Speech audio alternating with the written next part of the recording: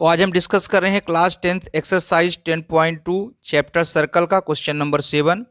Question number 7 में दिया है कि दो सर्कल हैं और ये दोनों सर्कल कंसेंट्रिक सर्कल है। इसका मतलब दोनों सर्कल का जो सेंटर पॉइंट है वो सेम है, जैसे यहाँ की आप डायग्राम में देख सकते हैं।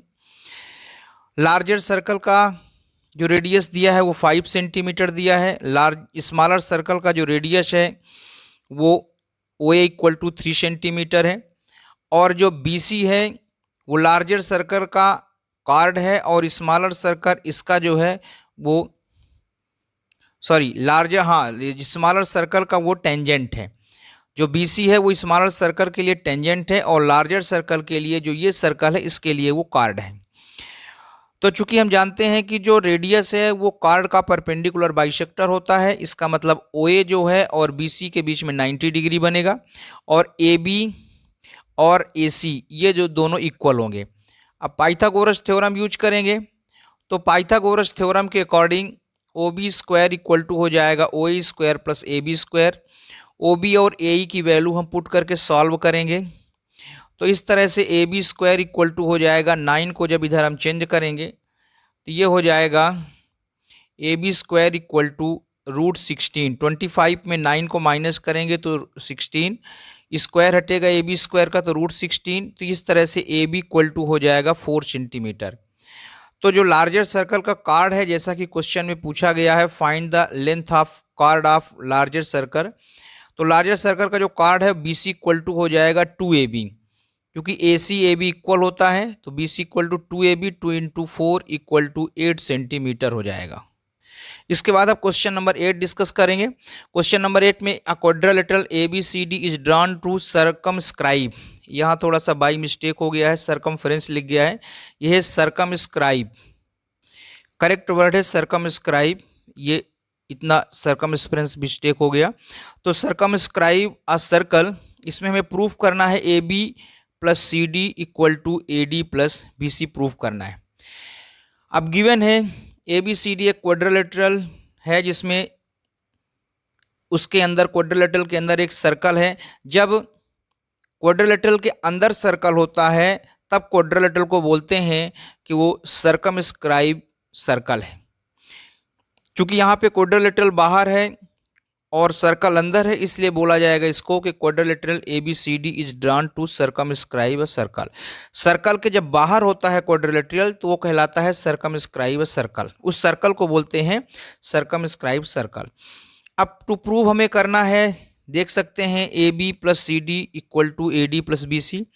अब प्रूफ में है, हम जानते हैं कि दो टेंजेंट अगर एक्सटर्नल पॉइंट से सर्कल पे ड्रा किए जाते हैं तो वो इक्वल होते हैं, इसलिए यहाँ से हम देख सकते हैं कि AS और AP इक्वल हो जाएगा, फिर DS DR इक्वल हो जाएगा, फिर CR CQ इक्वल हो जाएगा, फिर BQ और BP इक्वल हो जाएगा। क्योंकि यहाँ A से दो टेंजेंट ड्रान किए गए हैं AS और AP, इसलिए दोनों इक्वल होगा।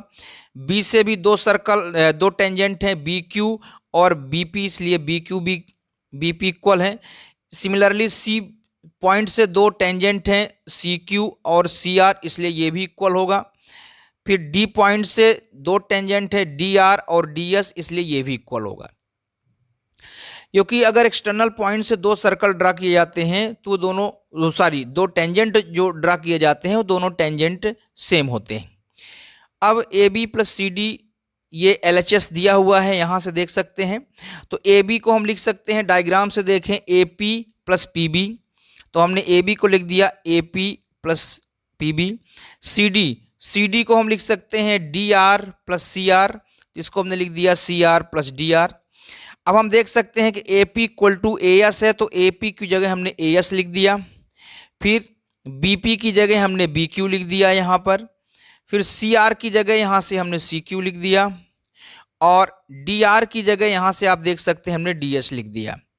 और इसको AS DS एक साथ कर दिया, BQ CQ एक साथ कर दिया, तो आप डायग्राम से देख सकते हैं AS प्लस DS ये हो जाएगा आपका AD और BQ प्लस CQ ये हो जाएगा आपका BC। तो इस तरह से AD प्लस BC प्रूफ हो रहा है। अब हम देखेंगे क्वेश्चन नंबर 9। क्वेश्चन नंबर 9 में डायग्राम में देखें, X बाई और एक्स डैश बाई डैश ये दोनों पैरेलल टेंजेंट हैं और ये टेंजेंट सर्कल को पॉइंट क्यू पे पॉइंट पी पे कट करते हैं। फिर टेंजेंट एक्स वाई और एक्स डैश वाई को एक इंटरसेक्टिंग लाइन खींचा जाता है ए बी, जो कि ये भी टेंजेंट है और सर्कल को पॉइंट सी पे कट करता है। तो इस तरह से ये जो टेंजेंट है ए बी, ये एक टेंजेंट एक्स वाई को ए पे कट करता है, इंटरसेक्ट करता है, और X dash Y dash tangent को पॉइंट बी पे इंटरसेक्ट करता है। हमें प्रूफ करना है angle A O B equal to 90 degree. ये हमें 90 डिग्री प्रूफ करना है। तो गिवन है एक्स वाई दो पैरेलल टेंजेंट है सर्कल में, प्रूफ करना है A O B equal to 90 degree. Construction करना है, ओ को सी से ज्वाइन कर देना है, चूंकि डायग्राम में ओ को सी से ज्वाइन नहीं किया गया था। अब हम देखेंगे triangle O A P and triangle O A C में। तो इन जब दोनों ट्रेंगल की बात करेंगे तो आप देख सकते हैं O P equal to O C. O P और ओ सी ये दोनों रेडियस है, इसलिए इक्वल होगा। फिर ओ ए इक्वल टू ओ ए, ये कॉमन है दोनों ट्रेंगल में, इस ट्रेंगल में भी और इस ट्रेंगल में भी, दोनों में कॉमन है। फिर इस तरह से ए पी इक्वल टू हो जाएगा ए सी, चूँकि हम जानते हैं कि जब एक्सटर्नल पॉइंट से दो टेंजेंट ड्रॉन किए जाते हैं तो दोनों टेंजेंट इक्वल होते हैं। यहाँ पर पॉइंट ए से दो टेंजेंट, एक टेंजेंट ए पी और एक टेंजेंट ए सी, इसीलिए दोनों टेंजेंट इक्वल होंगे, इसलिए A P equal to A C हो जाएगा। तो S S S congruency rule से आप देख सकते हैं कि triangle O A P and triangle O A C equal हो जाएगा, कॉन्ग्रुएंस हो जाएगा। और जब ये दोनों ट्रेंगल कॉन्ग्रुएंस हो जाएंगे तो रूल के अकॉर्डिंग, सीपीसीटी के रूल से,